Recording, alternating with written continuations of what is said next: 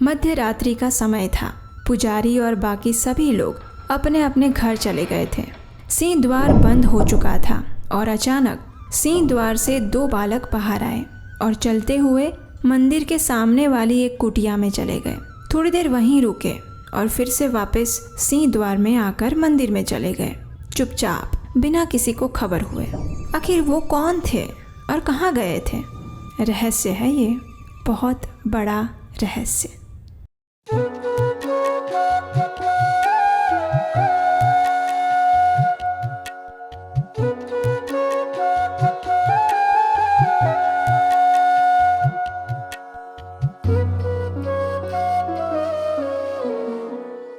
हरे कृष्ण। क्या आप जानते हैं, जब भक्त भगवान की प्रत्यक्ष सेवा नहीं कर पाते तो भगवान स्वयं उनसे सेवा लेने के लिए उनके पास चले जाते हैं। आज की हमारी कथा के तार इसी बात की पुष्टि करते हैं। ये कथा जगन्नाथ जी के एक ऐसे भक्त की है जो सामाजिक रूप से अत्यंत साधारण है, लेकिन चेतना और भक्ति की दृष्टि से सर्वश्रेष्ठ है। लेकिन आज की कथा प्रारंभ करने से पहले अगर आपने अभी तक अपने इस चैनल को सब्सक्राइब नहीं किया तो अभी कीजिए, और हाँ, बेल आइकन भी दबाना मत भूलिएगा। तो चलिए शुरू करते हैं भगवान जगन्नाथ की मधुर लीलाओं की एक और रस यात्रा। वास्तव में ये लीला जगन्नाथ जी के एक शुद्ध भक्त थे, बलराम दास। उन्होंने अपनी आंखों से होते हुए देखी थी। भक्त बलराम दास वो भक्त हैं जिनकी सत्यता और भक्ति को स्वयं जगन्नाथ जी ने प्रमाणित किया था। और ये बलराम दास कौन थे? अगर आप नहीं जानते तो नीचे डिस्क्रिप्शन बॉक्स में उनके विषय में एक संपूर्ण कथा वीडियो का लिंक दिया गया है, उस पर जाकर आप देख सकते हैं। एक दिन मध्य रात्रि का समय हो गया था। श्री मंदिर के द्वार बंद हो चुके थे। सभी भक्तगण और पुजारी अपने अपने घर वापस चले गए थे। सिंह द्वार भी बंद था। उस समय बलराम दास जगन्नाथ जी की महिमा का गुणगान करते हुए वहीं टहल रहे थे और अचानक उन्होंने एक रहस्यमय दृश्य देखा। धीरे से सिंह द्वार के कपाट खुले और अंदर से 2 दिव्य बालक बाहर आए। उन्होंने पतली सी श्वेत चादर लपेटी हुई थी। उनके केश अत्यंत सुंदर और चमकदार थे और उनके कंधे पर जनेऊ पहना हुआ था। चुपचाप वे दोनों कहीं जा रहे थे। बाहर निकलकर वे दोनों मंदिर के पास स्थित एक कुटिया में गए। कुछ समय वहीं पर रुके और फिर बाहर आ गए। फिर से चुपचाप सिंह द्वार पर गए और फिर आंखों से अदृश्य हो गए। बलराम दास ने ध्यानपूर्वक देखा तो वे दोनों बालक पान चबा रहे थे और उनके होंठ लाल थे। आखिर क्या था वो रहस्य और कौन थे ये बालक? बलराम दास सोच में पड़ गए और उसी जिज्ञासावश वे कुछ दिनों तक उसी समय उसी स्थान पर खड़े रहकर ये नित्यक्रम देखते रहे। मध्यरात्रि होती, दोनों बालक बाहर आते, एक कुटिया में जाते और पान चबाते हुए बाहर आते और फिर गायब हो जाते। बलराम दास ने सोचा, आखिर ये दोनों बालक कौन हो सकते हैं और इस प्रकार प्रतिदिन मध्यरात्रि में ही सिंह द्वार से बाहर क्यों आ रहे हैं? ऊपर से वो उसी कुटिया में प्रतिदिन जाते हैं। इसका तो पता लगाना पड़ेगा। ये सोचकर वे उस कुटिया में गए जहाँ दोनों बालक रोज जाया करते थे। वहाँ जाकर बलराम दास को पता चला कि वास्तव में ये प्रभुदास का घर था। प्रभुदास एक सामान्य व्यक्ति थे जो कि पान बेचने का कार्य करते थे, लेकिन वे जगन्नाथ जी के परम भक्त थे। अकेले ही रहते थे और प्रतिदिन पान बेचकर अपने लिए उतनी धनराशि एकत्रित कर लेते थे जिससे उनका जीवन यापन हो जाए और फिर बाकी का समय वे जगन्नाथ मंदिर में ही बिताते थे। कई बार जगन्नाथ जी को देखकर भावावेश में आकर वो रोने भी लगते थे। प्रभुदास प्रतिदिन देखते थे कि जगन्नाथ जी को दिन में 8 बार विभिन्न प्रकार के 56 भोग अर्पित किए जाते हैं और फिर वे सोचते, अरे प्रभु, कितना अच्छा होता अगर आपको भोग अर्पित करने के बाद पान या सुपारी भी अर्पित की जाए, है ना?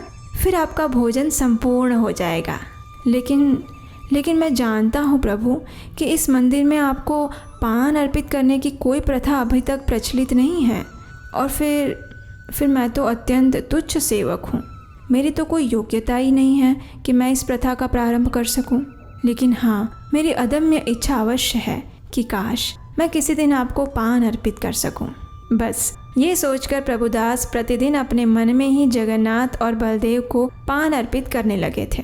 अब एक दिन क्या हुआ कि बलराम दास और प्रभुदास मंदिर में ही एक दूसरे से मिल गए। बलराम दास ने प्रभुदास से पूछा, अरे प्रभुदास, मैं कुछ दिनों से देख रहा हूँ कि मध्य रात्रि में 2 बालक आपके घर पर आते हैं और आपसे पान लेकर जाते हैं। क्या आप जानते हैं कि वे दोनों कौन हैं? और क्या वो आपको पान की कीमत भी देते हैं?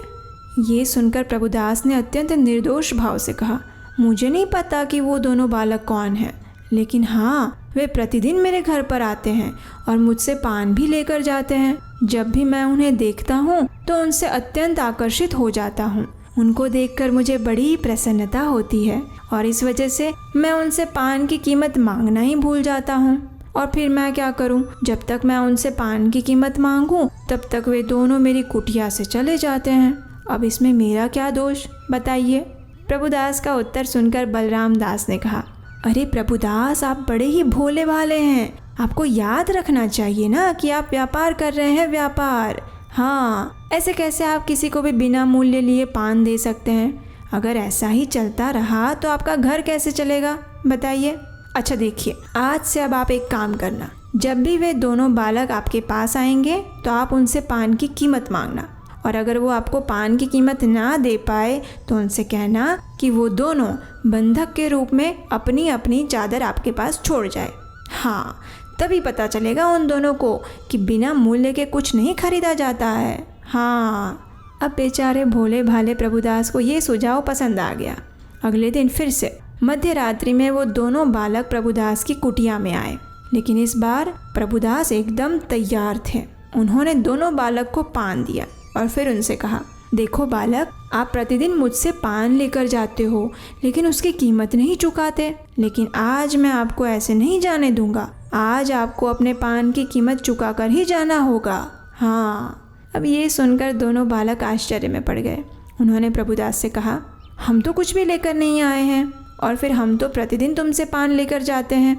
आज तक तो तुमने कभी हमसे कोई कीमत नहीं मांगी, फिर हमें क्या पता था कि आज तुम हमसे पान की कीमत मांगोगे, इसलिए आज तो तुम हमें क्षमा कर दो।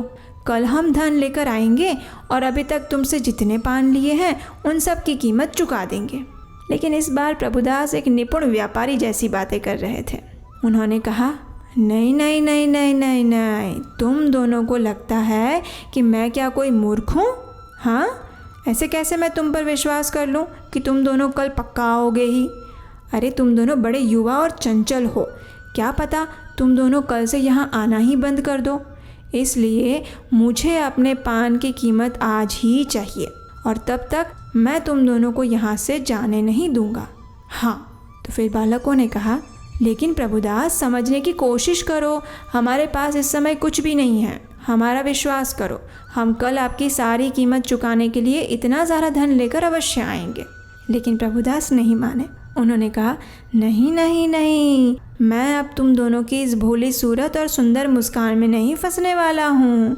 मुझे तो आज ही कीमत चाहिए और अभी चाहिए, और अगर आप नहीं दे सकते तो फिर बंधक के रूप में आपके पास ये जो 2 श्वेत चादर हैं उसे मेरे पास छोड़ कर जाइए। कल जब तुम दोनों धन लेकर आओगे तो फिर अपनी अपनी ये चादरें ले जाना, मैं क्या करूँगा इसका। ठीक है। दोनों बालक एक दूसरे के सामने देखकर हंसने लगे। आखिर उन्होंने प्रभुदास के सामने अपनी पराजय स्वीकार की और अपनी अपनी चादरें प्रभुदास के पास बंधक के रूप में छोड़ दी और वापस आ गए सिंह द्वार के अंदर। अब एक चमत्कार हुआ।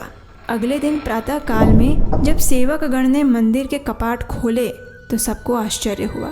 उन्होंने देखा कि संध्या में बड़े श्रृंगार वेश के समय जगन्नाथ और बलदेव के सिर पर जो सफ़ेद चादर रखी हुई थी वे गायब हो चुकी थी।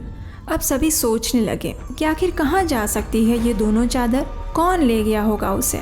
और फिर अगर वास्तव में कोई चोर यहाँ अंदर आया था तो फिर उसने रत्न और मणि जैसे बहुमूल्य वस्तुओं को छोड़कर सिर्फ चादर ही चुरा कर क्यों ले गया?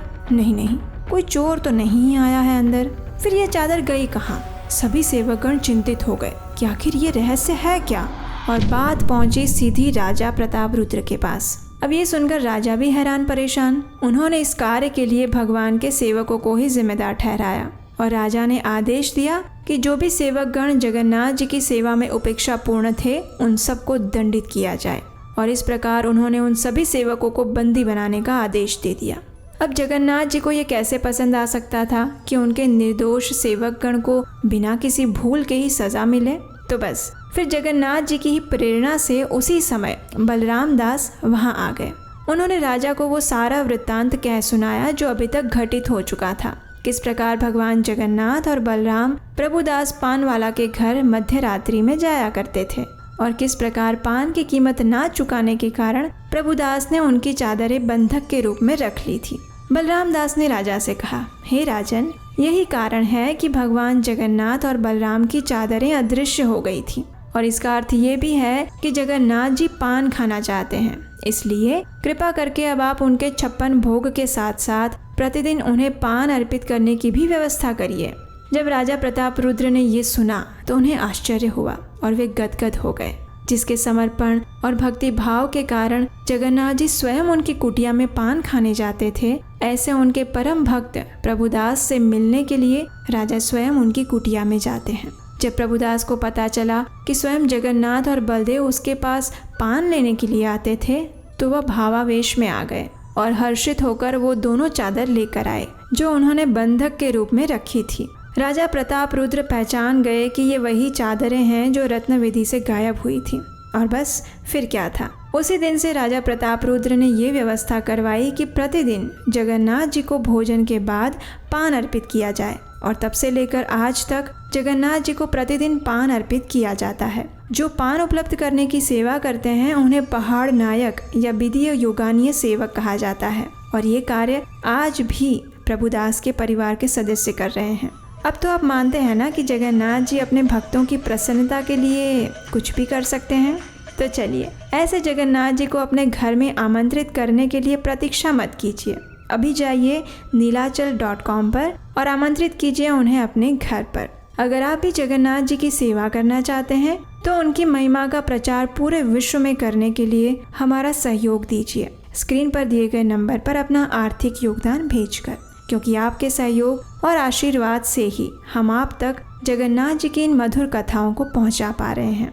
चलिए मिलते हैं बहुत जल्द फिर एक और नई मनमोहक कथा के साथ। हरे कृष्णा।